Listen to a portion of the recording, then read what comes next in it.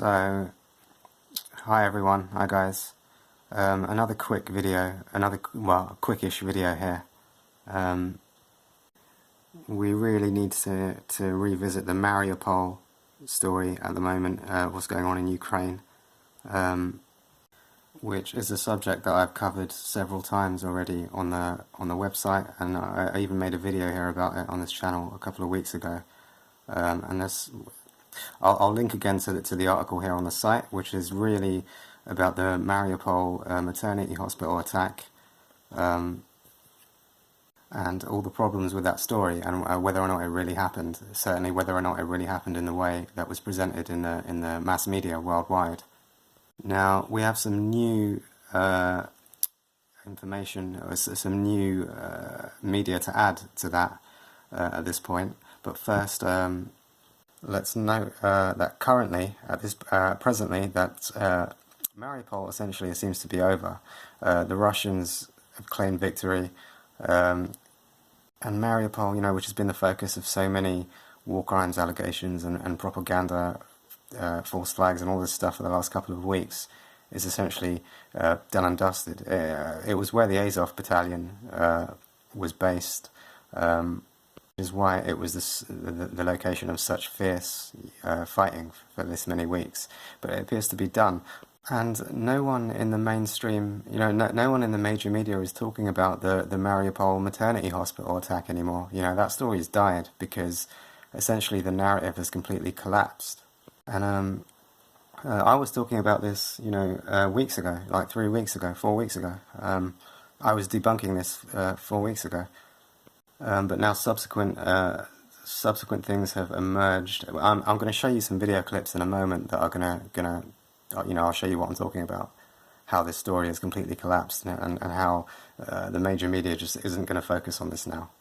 So I'm going to include a link in the description below back to this article again from last month, my article on the site, which talks about this and brings up all the inconsistencies in the story, and particularly the subject of the woman who was famously photographed being carried on a stretcher, who subsequently died. And there's a lot of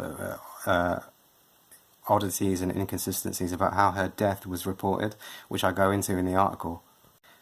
But now this woman here, the other woman who was photographed at the Mariupol Maternity Hospital, this woman here has now spoken publicly. She's given two separate interviews,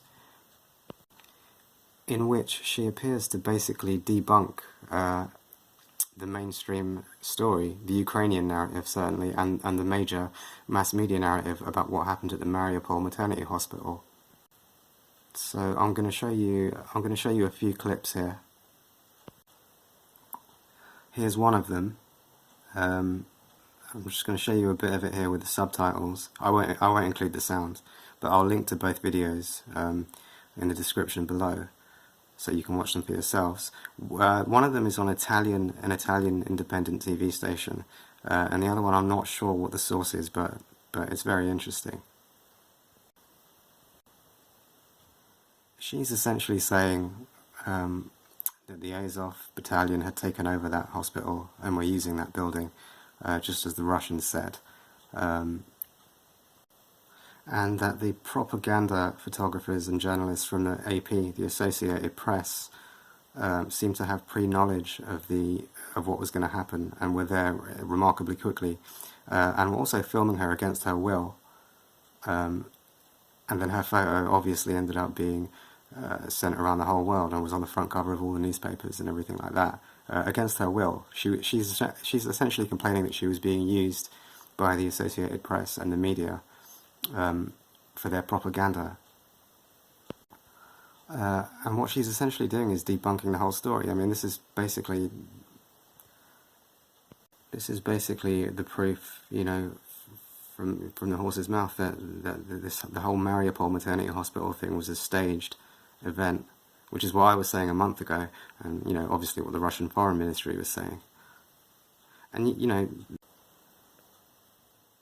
the media is not gonna, the mainstream media is not gonna cover this. They're not gonna interview her. They're not gonna reveal what she's saying now. As far as they're concerned, they want to leave the whole Mariupol Maternity Hospital thing behind, because the narrative has completely been exposed and it's collapsed.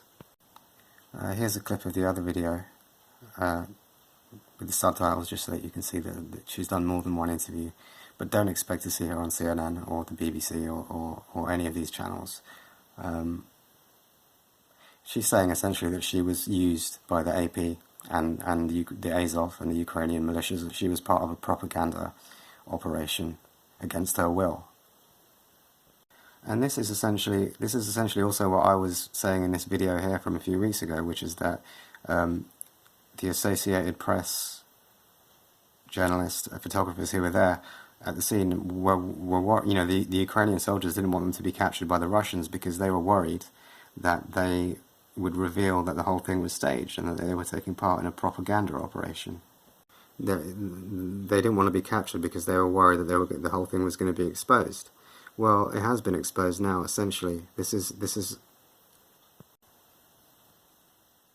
I mean that this whole thing was a scam. It was a lie, and I guarantee you, you are not going to see this woman being interviewed on any of the major news networks or in any of the major corporate newspapers or anything like that.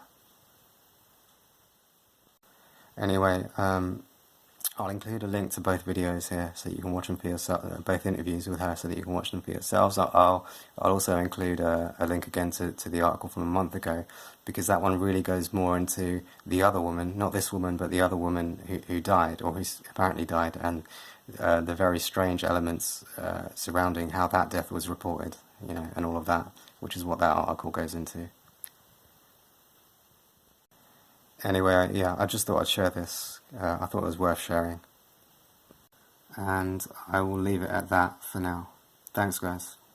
Speak soon.